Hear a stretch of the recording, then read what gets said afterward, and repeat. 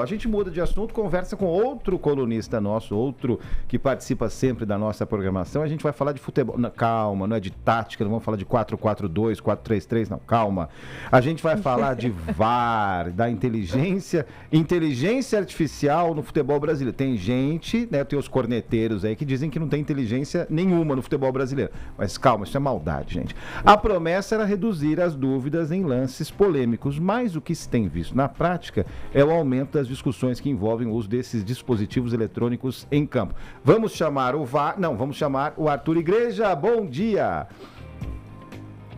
Bom dia, Felipe. Bom dia, Joana. Bom dia a todos que nos acompanham. Olha só, de futebol eu não entendo absolutamente nada, mas de tecnologia eu entendo um pouquinho, tá? Então, isso é natural. O que está acontecendo, tanto no futebol como em outros esportes, é uma grande zona de transição e alguns se perguntam se vai ficar tudo 100% automático, sem a intervenção do ser humano, né? E aí acontece uma coisa muito curiosa, Felipe, porque sim, tem aumentado a polêmica, a tecnologia está crescendo de forma assustadora. Nós estamos vendo em alguns estádios que eles usam aquilo que se chama de conjuntos de iPhones, e literalmente são iPhones que fazem o processamento dessa imagem para poder ter o VAR, para ter as revisões, central de controle. Tem esportes que usam centrais remotas, até os árbitros não ficam ali no lugar, mas gera debate assim mesmo, acerca da tecnologia, a confiabilidade da tecnologia e também aquela decisão ali, e até situações bizarras, né? Recentemente nós tivemos num campeonato europeu, o que aconteceu? Foi marcado pênalti, cartão amarelo, cartão vermelho, vai para o VAR, não era pênalti. Depois, de algum tempo, numa outra jogada, uma jogada que foi revisão de cartão, descobriu-se que ali tinha acontecido um pênalti. Então, você imagina só, num jogo só, teve uma jogada que foi pênalti, foi revertida, e a outra que não tinha sido pênalti, virou pênalti.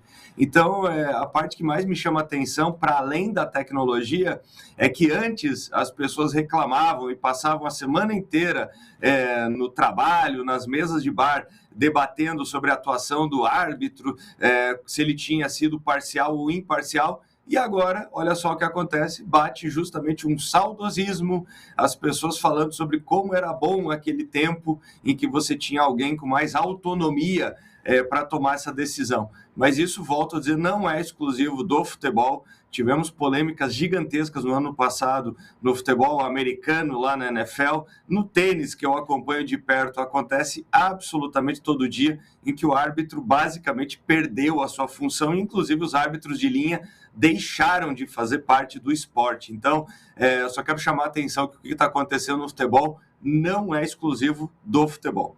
Não Tá certo, a gente estava falando sobre isso, né, Felipe Bueno? Agora há pouco, nada a ver, né? Mas a gente estava falando sobre as tensões no STF, entre os poderes, e as pessoas falam, como era antigamente, era melhor. Calma, antigamente quando? Até porque antigamente é um período muito longo. E a gente sempre tende a voltar para o passado com uma certa nostalgia, a gente sempre quer diferente. A grama do vizinho é mais verde, né? Agora, tem um outro assunto para a gente falar aqui com você. Dá tempo? Bem rapidinho, teve um vazamento de dados da Booking.com. O que é novo nisso? Porque todos os dias praticamente tem vazamentos de dados, né, Arthur?